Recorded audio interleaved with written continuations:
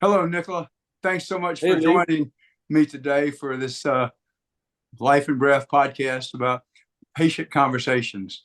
And why don't you take a moment and introduce yourself? I know you very well, but tell our audience a little bit about who you are, where you live, and what life is like for you right now. And we'll get into more details of why you're a lung patient in a little bit later in the conversation. But go ahead, Nicola. Hi Lee. I'll start off by saying it's a pleasure for me to be part of this since you've helped me out immensely. I just want to say this has been a godsend for me, big time. And okay, so my name is Nicola Torriero. I'm from Montreal. I have two passions that I was very lucky to do, hairstylist and music. I've been a hairstylist for over 40 years and DJing, I would say close to 48 years. You know, I started very Wow. young. I'm Wow. 63 years old. You don't look And it. You don't look 63. well, now there's two things. One, there's the genes, but I don't have my cannula next to me. But I joke that maybe the oxygen is also part of what's preserving me, you know? There you go. So it probably has its benefits, you know? And okay, so hairstylist, DJing. I've always been extremely active. Before getting really sick, I was unstoppable. Like so many projects, I'd be working at the salon, I'd be DJing, I'd be organizing events, meeting people, cutting hair. And I used to joke with Jasmine, my girlfriend, I never stop. I never stop. I never stop. And she goes to me, well, you see, because you say you never stop, you ask the universe to stop now, you know? So, yeah. And that's what basically happened. Like March 6th, 2021, you could kind of say I hit a stone wall. My whole life came to a halt and everything changed. So I was hospitalized with a double pneumonia critical due to COVID. And I was 2.5 months in the hospital, out of which 5 to 6 weeks were in ICU. And it was in the height of COVID. It was a horrible experience because they didn't have the all of the manpower, you know, to give the proper care, if you can say. So you kind of felt abandoned in those how can I say there in those hospital rooms, right? Because they weren't putting patients together. I Right. remember I used to ring on the you know, to call for a nurse. It would take half an hour before they would respond, and they didn't Wow. even have an intercom system. And on a few times, because they put me on the OptiFlow, which is kind of like you know, the oxygen but with a turbo blower, you know, and you could control the temperature, and they would also put like some liquid to uh, to make it humid so that the oxygen wouldn't dry up your sinuses. I remember one point the the bag of saline of the water ran out, and all of a sudden I couldn't handle the oxygen because it was like a really high. Because when I got admitted, they had me on 60 liters per minute. So this Good is like gracious. 660. 60 60 liters. liters per minute. Good Yeah, gracious. That's a lot. Wow. yeah, yeah. I So was crazy. Hmm? what when you back to when you got admitted, what did you were not never stopping, as Jasmine and you spoke Yeah, of. You were busy doing all these creative, beautiful things like yeah. hairstyling. And by the way, I could use a hairstylist, but I just gave up and take a razor to mine. But you're doing those wonderful creative things, making music and creative things, and then boom, all of a sudden you're hospitalized. Was it you just got COVID and got sick, and just began to get sicker and had to be hospitalized? What was that like? Okay, well, basically, it was a Saturday morning. I was at the hair salon, and I kind of felt like something was off, you know. I felt a little congestion in my lungs. So I thought it might have been like a bronchitis or something. And I said, you know, I don't feel too well. She was okay, you know, you could leave. But never did I think that that would have been my last day at work, right? Wow. So I came home. I wasn't feeling too good. By Sunday night, I started having a fever. Then I knew, okay, it's not too good. And progressively during the week, from the Sunday all the way to Saturday morning, I just felt like my energy was like going lower and lower and lower. And I remember like I was, okay, so sorry. So then on the Wednesday, both myself and Jasmine went to get tested, and we got a positive test for COVID. Okay. Both of Over you. here, yeah, both of us. So, okay, so it's COVID. So over here, we have this system where you call 811, and it's like medical information. So, and they were telling us on TV and on the radio, do not go to the hospital, do not go to the hospital. So when I would call this information, I'd say, look, I've got a high fever of 40, 42. I seem to be very weak. I don't have energy. No, no, no, you got to stay home and you got to write it out. And I was calling every day. So I'm kind of thinking, had I gone to the hospital earlier, maybe I wouldn't be in this situation because it probably would have been caught earlier, you know?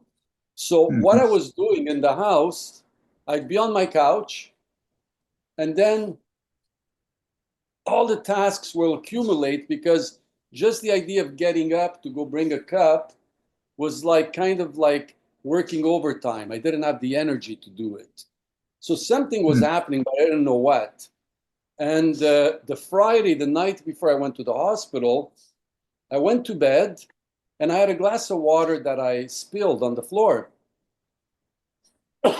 So I got up to go get a towel in the dirty clothes basket in my closet. I get the towel. As I bent down to clean the water, I almost fainted. And I knew right there and then, like that's when it hit me. It's like something's really off. And but I had no energy to not even call the ambulance. I was Mm. so wiped out that I just said, okay, I'll go to bed and I'll deal with it in the morning. In the morning, first thing I did is I messaged a friend of mine who's a doctor, and he goes, I'm sending you an ambulance now. You're coming this moment to the hospital.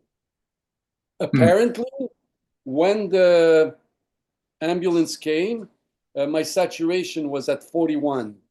Wow. Yeah, 41. That's yeah. amazing. Holy They cow. don't know. They don't know how I survived, why I was still alive. Good And my grief. doctors also told me, like, when they see my charts, they say, like, you shouldn't be here right now. Like, he goes, like, obviously there was divine intervention. And I know I received a miracle when I was in the hospital. I know. I Yeah. was like, I know I was checking out and I was doing all my prayers. And, you know, they call it the dark night of the soul, where, you know, you ask for forgiveness and you forgive everyone that might have hurt you. And I've Yeah. also asked my body to please forgive me if I was tough on you. Thank you for bringing me up to here. Thank you for everything you've done for me. I was ready, you know, Mm. but I guess Wow. God had a different plans for me, and He kept me alive. And Wow. my And gratitude is through the roof. having talked to you about your the degree of what you went through in that hospitalization, how long were you in the it sounded horrendous. Yeah. But it beats the other side, which is hospital Yes. not being here with us now. Yes. So what was how long were you in the hospital? 2.5 months. Two and a So half months. yeah. Were you in a coma during a part of that time? An No, I induced coma, was. or you were awake? No, I wasn't. And my doctor, who's my friend, he did everything possible for them not to intubate me. Oh, really? So you were never Yeah. intubated? Yeah. So he really fought against that. I was very lucky for that. Good, good. Yeah.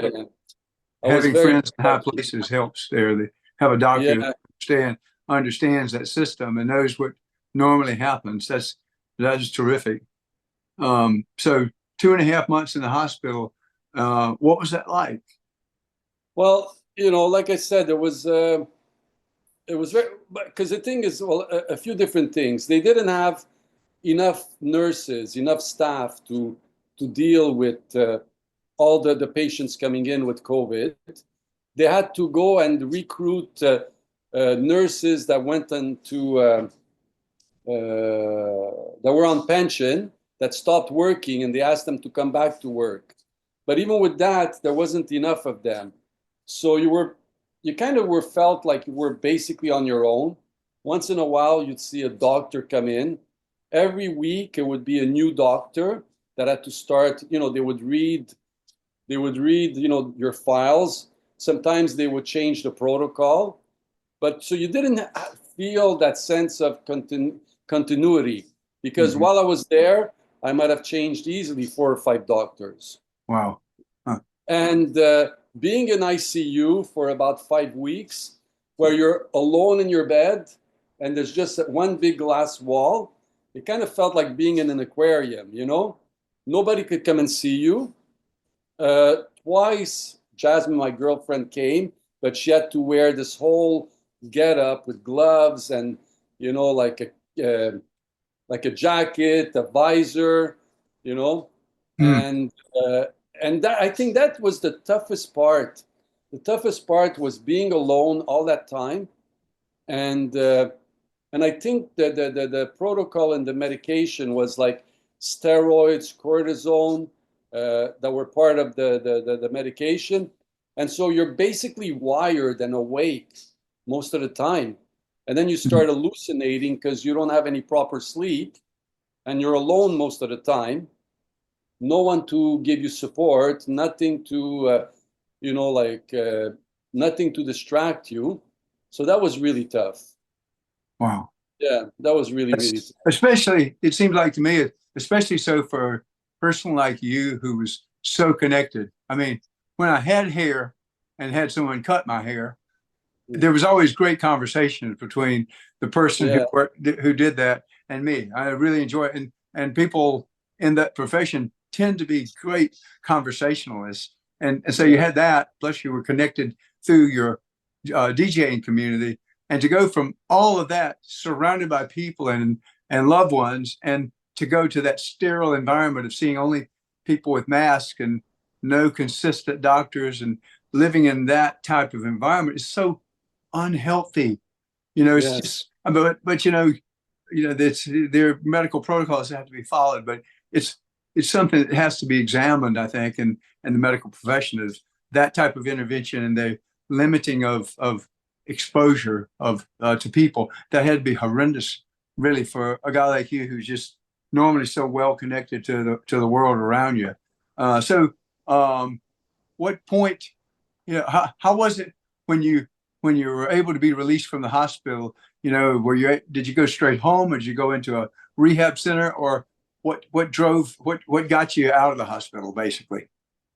okay. So a month and a half was at that hospital, where 4 to 5 weeks was in ICU. Then a month was at a rehabilitation hospital, Okay, all right. So you did go and to rehab. so it was supposed to be 2 weeks, but they weren't seeing the results in me to be able to send me home, So then it extended to a month, but Hmm. they couldn't keep me more than a month. So basically, they sent me home, and I remember I had to call my cousin to come pick me up, and he had to assist me to go up the stairs. Hmm. That was very like wow, like connected to the oxygen. Uh, I think he was one person was holding me to bring me up, another person was bringing the tank up. It was very very traumatic, and I actually suffered from PTSD. My Right. doctor had prescribed what do you call sorry antidepressants, but I Hmm. didn't want to go that route because with pharmaceutical, when you start with one thing, then it brings on another thing.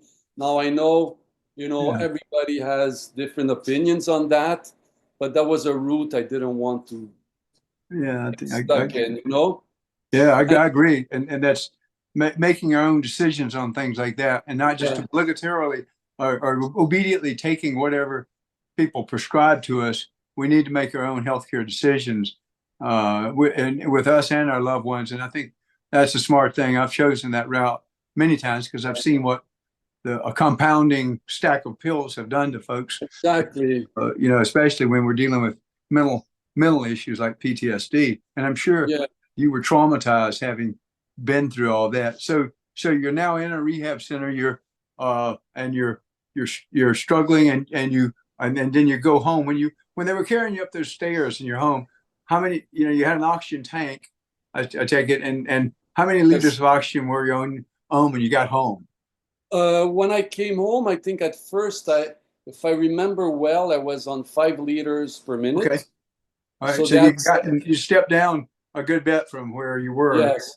So that's why they had such a hard time releasing me, because when I was on the OptiFlow, to switch me from the OptiFlow to put the regular cannula, and bring it down, I wasn't responding well. So that's why they kept me that long, because they were saying, okay, like every time we try to take him off the OptiFlow, it doesn't work, because I remember when I was there, just eating, they needed to crank up my oxygen. Yeah. I'm laying down in bed and just eating, like I would start desaturating, Right.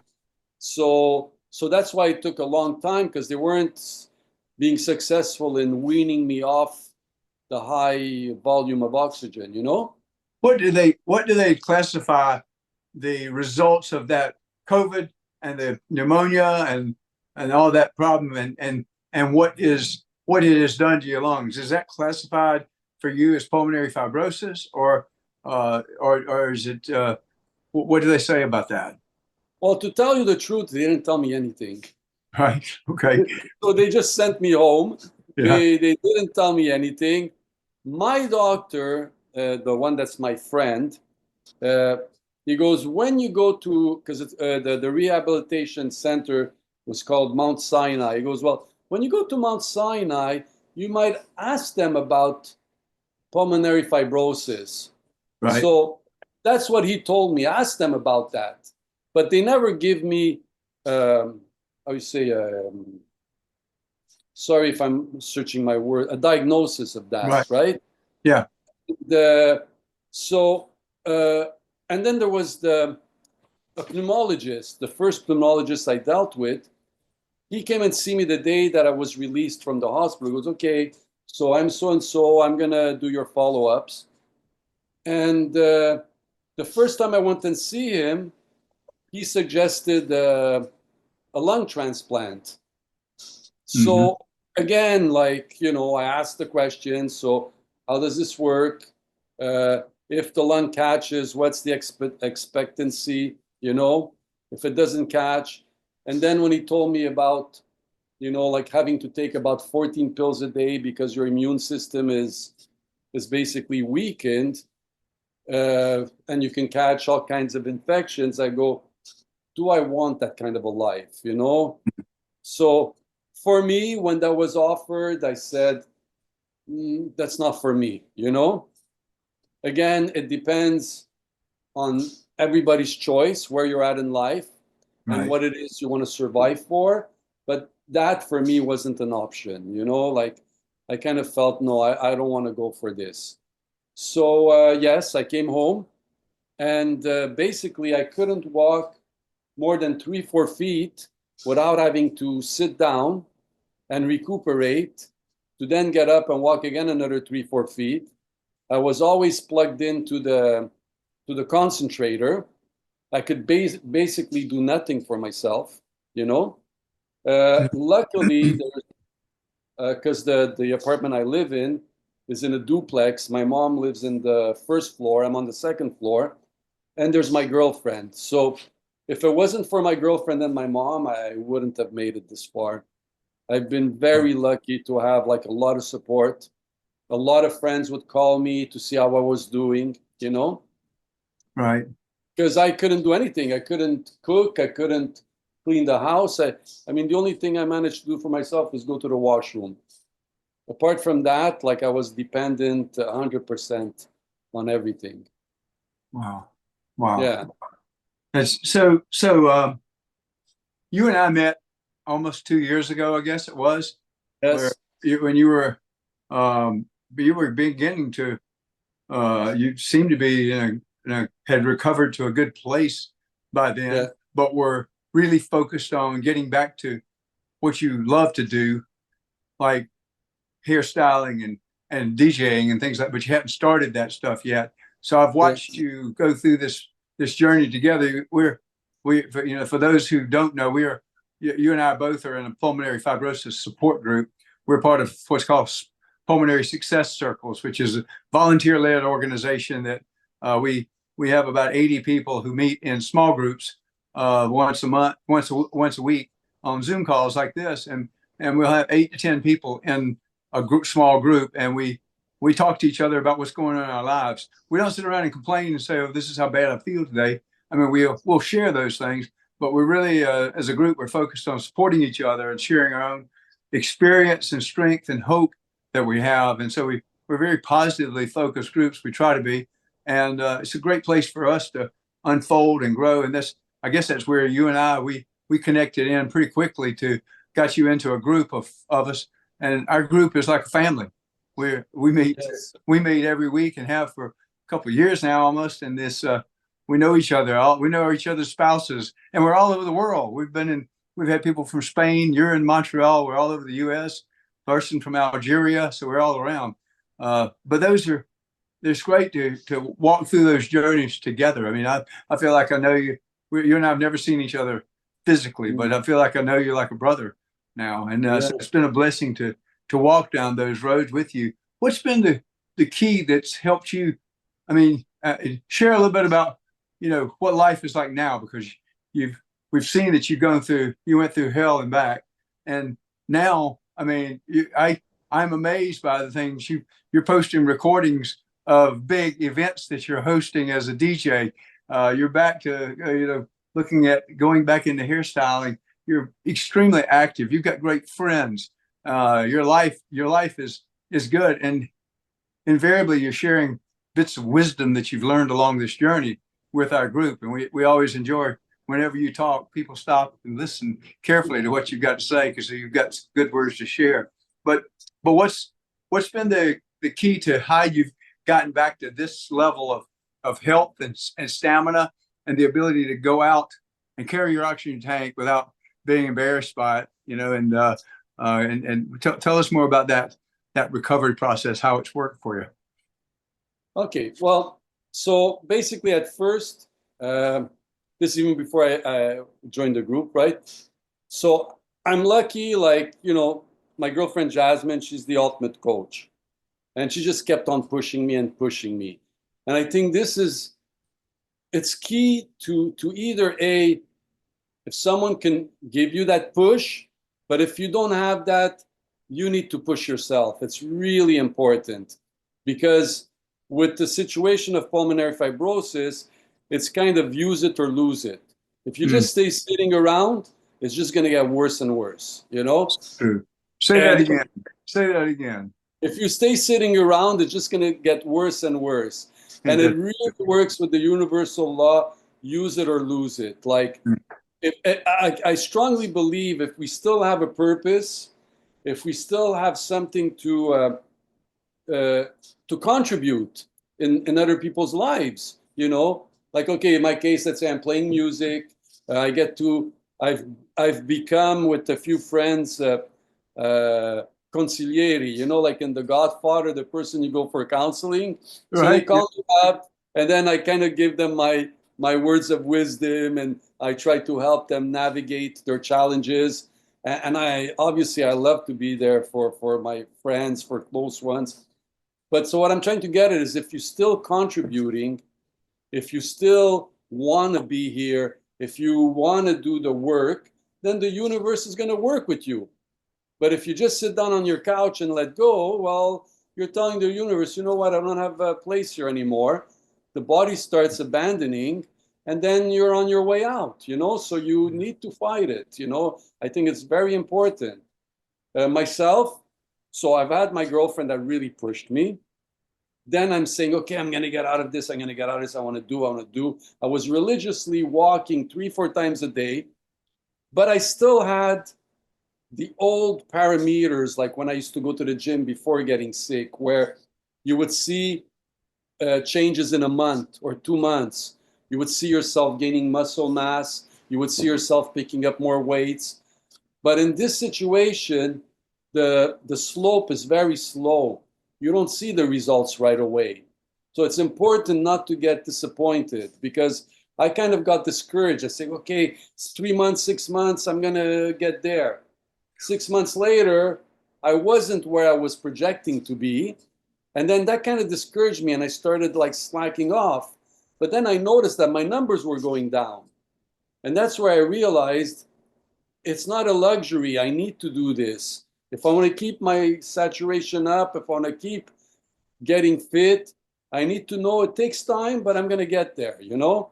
So I think that's very important. That's a powerful, that's a, that's a, that's a chapter. Underline it right there. You know, folks, Yeah. if you listen to this, take the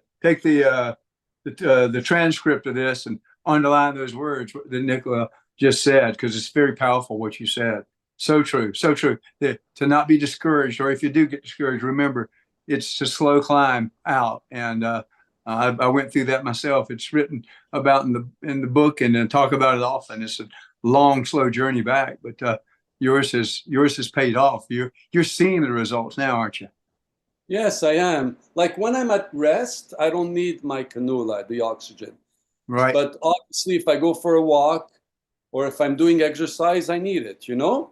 right. Uh, I can manage to do a haircut without being plugged into the oxygen, because I don't, you know, I got my stool that I sit around, roll around the client, and, you know, I kind of like found a way to minimize the you know, the body movement, right? And if I DJ, I kind of, it's a little bit hard to do this, because the whole thing of DJing, you have to let the music take over you.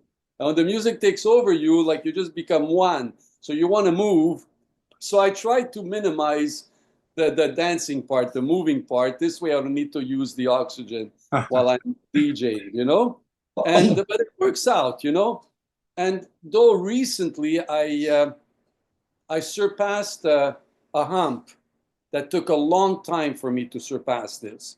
So obviously, when I need to go to doctor appointments, when I bring my mom to appointments, I got to do the groceries, put the gas, I'm always wearing my oxygen. So at first, I would avoid looking at people in the eyes because I felt subconscious about being seen with my oxygen tank. Then slowly, I got accustomed to it. I don't know these people, they're strangers. Why should I avoid looking at them in the eyes? You know, it's not like slowly, there's the whole acceptation of it. But I wasn't going to social gatherings anymore where I knew a lot of people, because I felt self-conscious of going in a room with a lot of people that I know, and now they see me with this oxygen tank, right?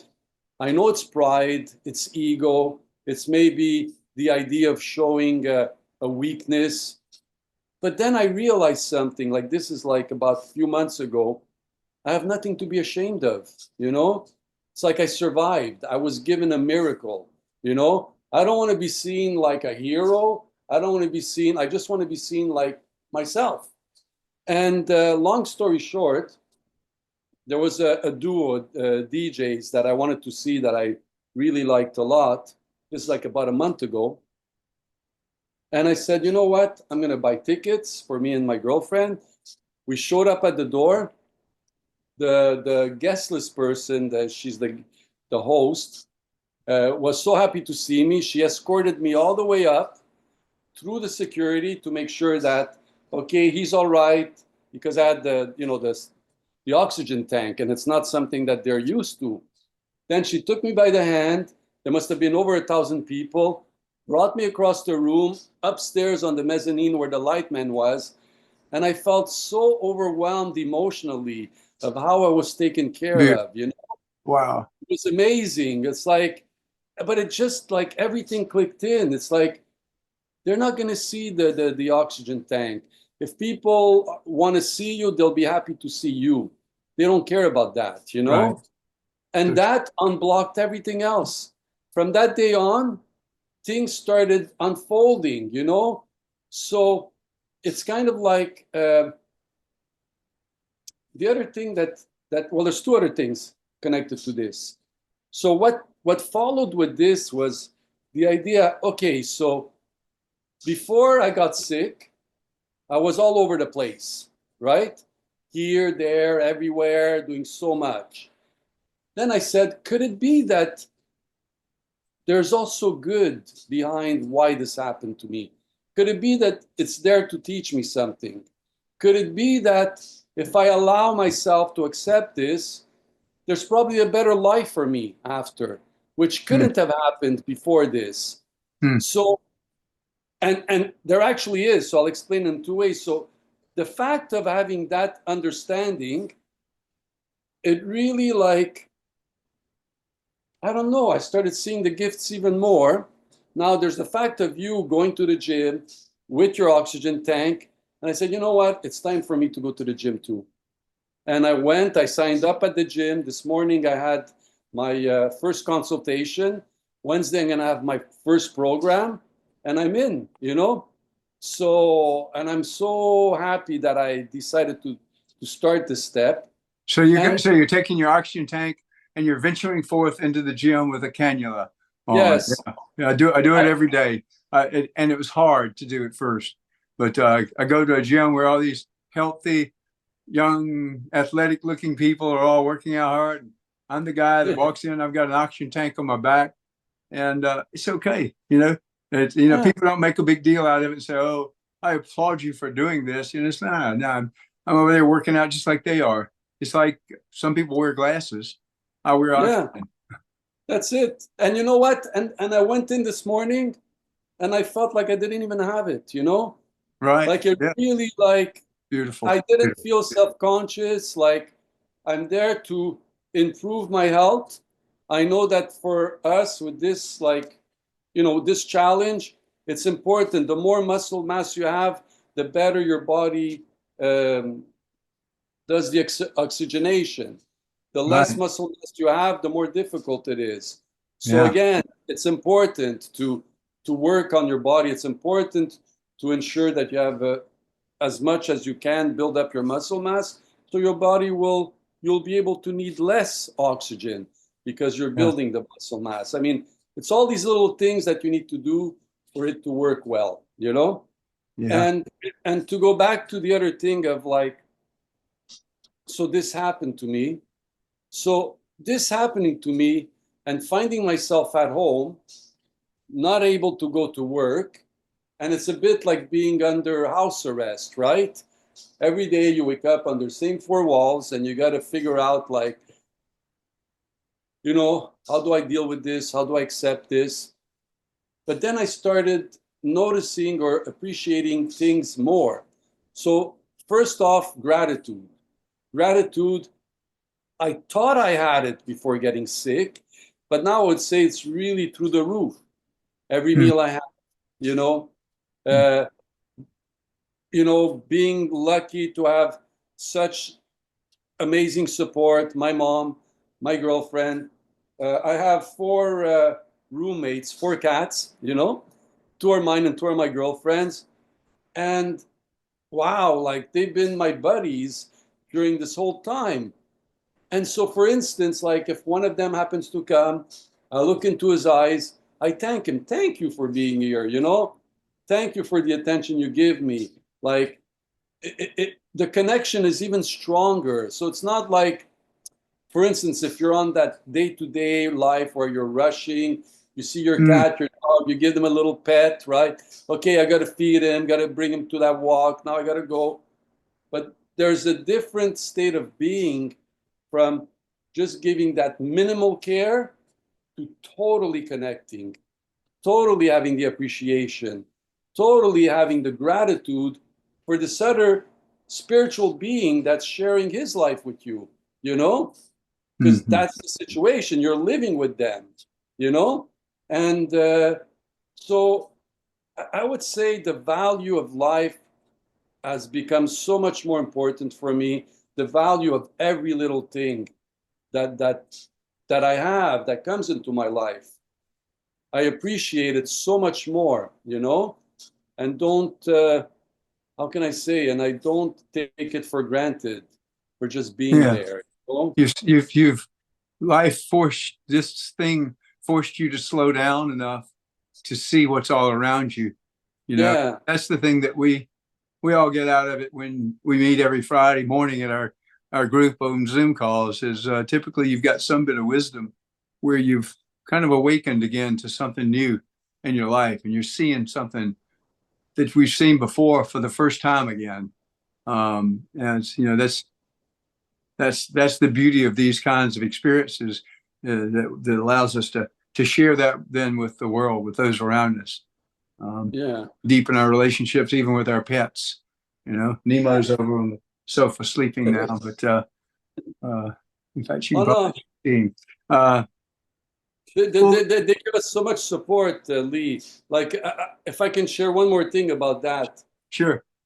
So I remember, like, when I got home from the hospital, every day I would get out of bed and, spend the whole day in the house, like keeping busy. Even though at first I've shown you in one of our groups, like this amazing music room that I have, right? Right. But at first I didn't even have the energy to go there. So it was almost like being in front of a candy store, but you can't access the candy store. So I'd Wow. be in this house full of things I'd love to do, but my energy wasn't there, right? So, and I remember not long after I came home, like maybe a month or two after, one morning, I got up and I go, is this it? Is this what my life's going to be now? So I got up and I walked to my bedroom and I went and lay down. And right away, the two eldest cats followed me in the room. One of them got on my chest, and the other one got stuck to me on my chest on the other side. And I understood right away that they felt my energy and they wanted to comfort me. That's And so I cool. looked at them and I said, thank you for being there for me. And I got up right away and I went back into the living room. And that's good. That's great. So Great. they're there for us. They are sensory beings that feel our vibe, feel our energy. So They true. know our moods, and they give us so much more than we can ever imagine. So true. But alongside that, it's that give and take relationship that you had the presence of mind to be aware of that. I mean, Yeah, we could easily be just all down in our pity party or feeling bad and depressed and be consumed with the energy that can be created in the mind of fear and stress and worry and why me, those sorts of things. Or we can take that moment and realize these are two beautiful little creatures who have come to me to comfort me at this moment. And yeah. and and, uh, and just to know, uh, just to have the presence of mind, the mindfulness is the overused term of mindfulness, to be mindful of that moment, to see that and to feel that. Those are the special moments in my days too, when I become awakened to something like that. That's really good. Uh, so Nicola, we've talked a lot about a lot of different things. Are there some thing, and I know one thing that you've been working on and you've talked about is being consistent in the things that you do that work well for you. And you're joining the gym today. I really applaud you taking that big step. And you've told the group, that you've also been accountable not only to your family but to your group, to tell the group things you wanted to do and that you were going to do, and you've Yeah. followed through on those. So accountability, consistency. Any other things, any other tips that you want to give listeners? Because I've been down this. I saw you in those days when you had that great music room and all that stuff, and you didn't have the energy to do much. And I've also seen your recordings on Spotify and places like that where you've been at or SoundCloud or wherever, where you had you had this major event that you were providing music for and connecting with, this huge audience. So I've seen you go through this journey, and it makes me proud that one of our group is doing so well. So any other tips that you want to pass along to the audience that would be make sure that we do this if we want to truly enjoy life and live a rich, fulfilling life like you're living right now? Well, I would say exercise and walking is key. It's really important.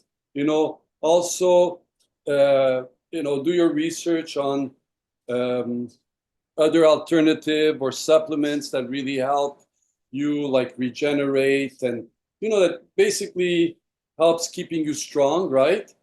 So, but again, key and exercise, walking is really, really important. Then the other thing is, since we have so much time on our hands being at home, feed your passion, whatever it may be. If there's something that you've always wanted to learn, now's the time. In my case, I play music, I did music production. So do the things that feed your soul, that feed your creativity, because that helps you vibrate, at a higher level.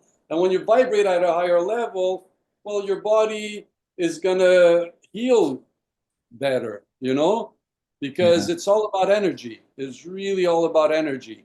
The more you have positive, you try to connect to being positive, helping others, helping yourself, being creative.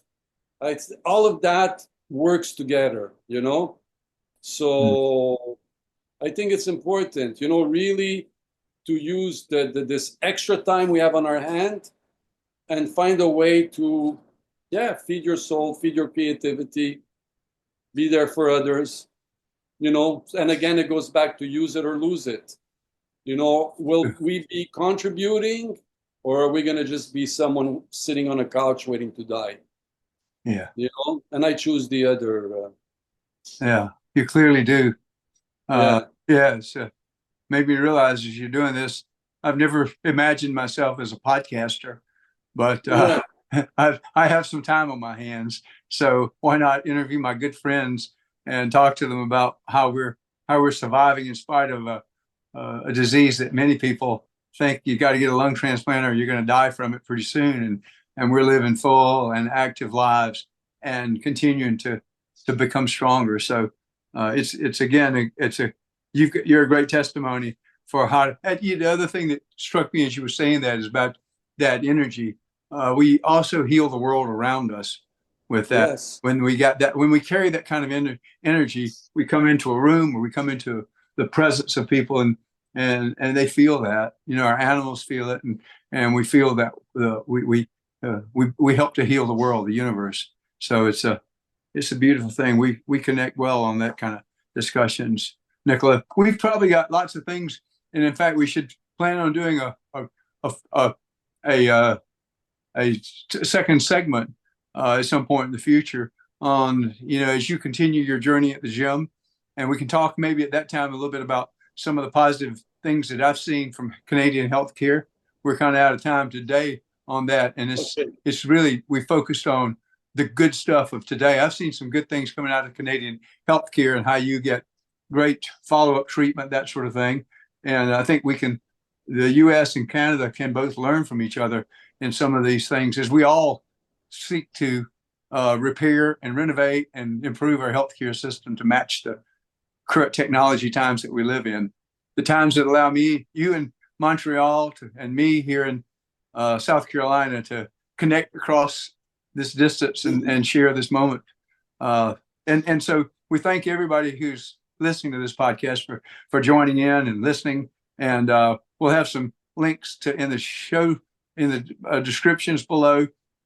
Please like and subscribe to our channel if you liked what you've seen today. We'll continue to provide more interviews like this in the future, and I'm sure you'll hear more from Nicola. You may find yourself in a big music venue and see a guy up on the stage with the headphones on and an oxygen cannula cranking out the music and dancing with it. So, Nicola, it's been a great pleasure. Thank you so much for sharing your words of wisdom with so many people today. And we'll uh, we'll we'll end the recording now and just say goodbye or so long for now for you. Thank you for inviting me, Lee. It's been an absolute pleasure. Amen. Yes, it has been.